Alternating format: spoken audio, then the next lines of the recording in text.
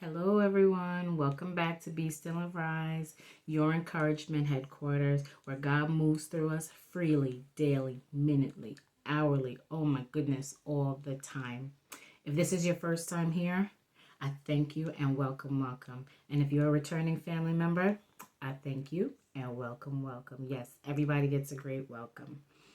I am feeling awesome today. Yay! I got a little sleep. Even though my little one, she's a little under the weather, but God is good. She got rest. She's up and Adams. I don't understand with kids. They say, oh, I don't feel well. And they're tearing the place apart. But thank God for energy, and thank God she's able to tear the place apart.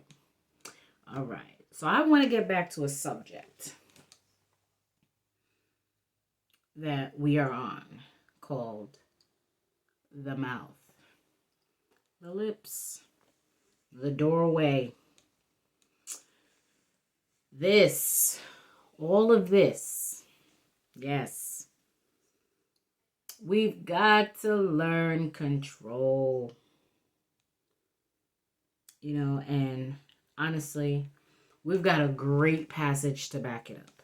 So when you're thinking that your mama said, your auntie said, your uncle said, and they was just saying just to shut you up and just to make you feel bad, or just to say because they're adults and they can say, no, it's in the book. It's in the Bible. It is part of the word. And let me tell you, the way God puts it, we just gonna jump to it. Right here in James 1:19. Look up. Wherefore, my beloved brethren, let every man be swift to hear, slow to speak, and slow to wrath. Thank you, Lord, for the word. Thank you, Lord, for the word. Because in my book, I look at it as a commandment. Okay, now, many years ago, I didn't know about this. Only what Mama said and what Auntie said. But the good book says, swift to hear, slow to speak, and slow to wrath. Now, when we swift in to hear, don't mean just hurry up and hear anything. Please. Okay? It's awesome because it's telling you, slow down. You're in conversation with somebody. Don't just jump over them. Don't just jump to conclusions. Don't just, bypass the situation. Slow down. Be swift on hearing everything that they have to say before you place your opinion, before you give your comment, before you open your mouth, because you might see one side to a thing, but there is always another side. And yes, there's God's side, but at least he gives you a side.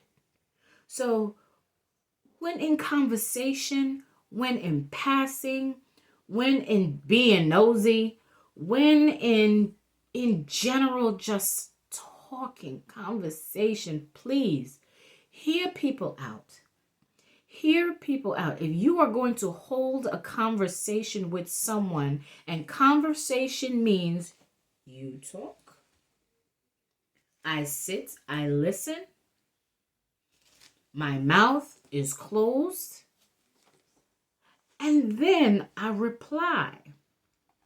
And if you don't know when to interject, sometimes people will, they'll lower it down a little bit.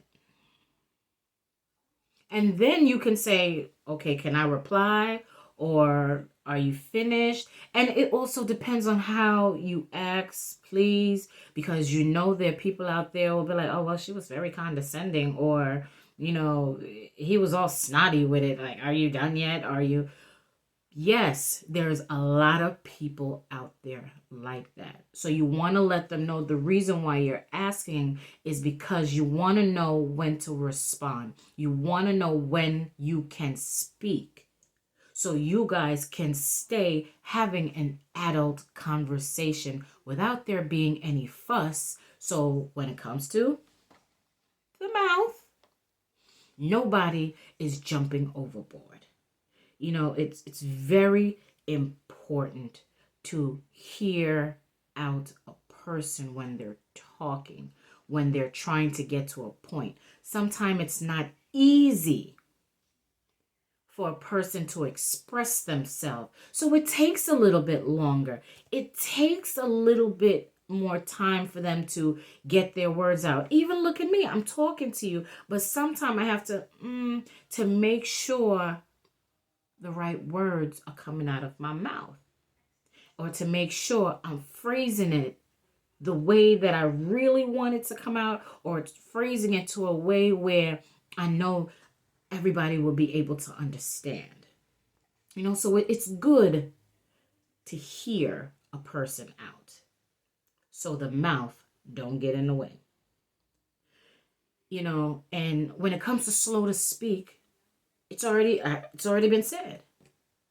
Hear the person. Think about what they said.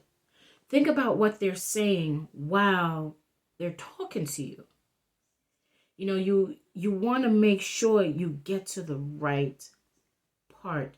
You want to get to the right point before you just reply. You can't just reply and say anything. Oh, well, you said that you wasn't coming, but you never said that you wasn't coming right now, and I had already got my plans.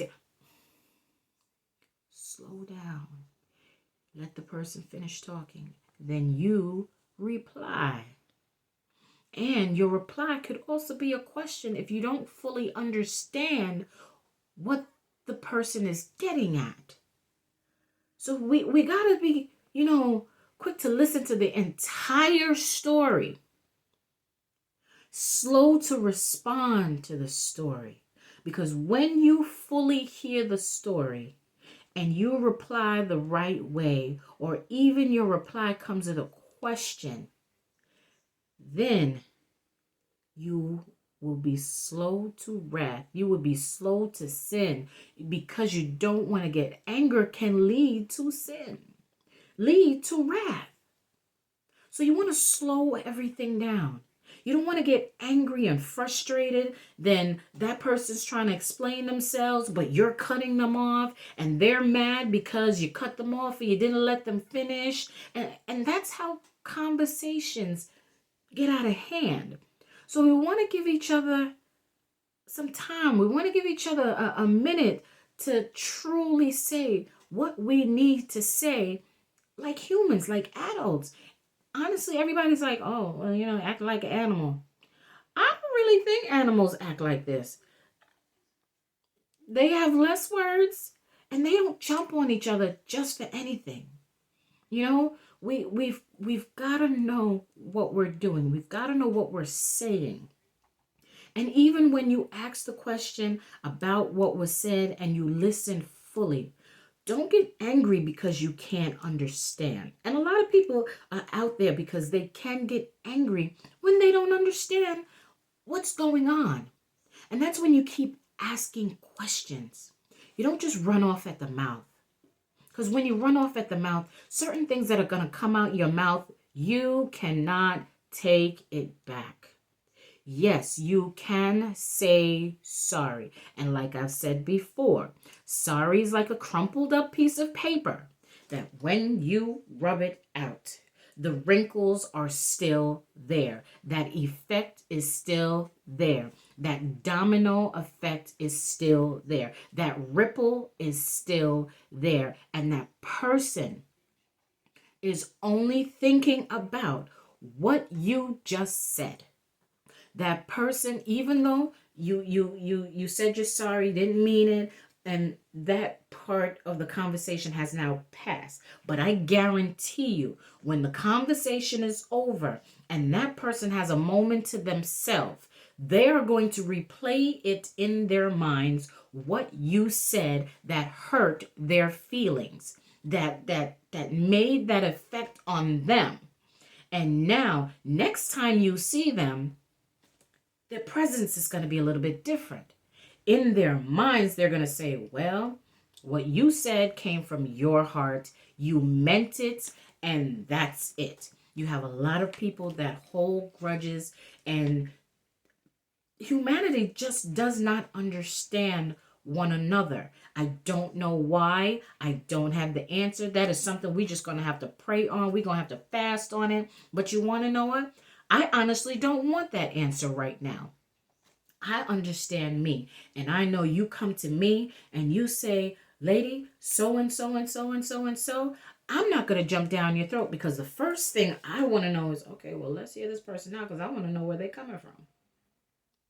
We all need to know where somebody's coming from before we speak, before we react. Our mouths, Lord help us, our mouths is getting us in so much trouble, is getting us in so much friction, is causing so much effect on everyone.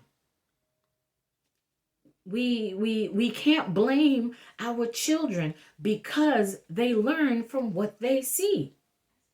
They learn from what even is done in presidency.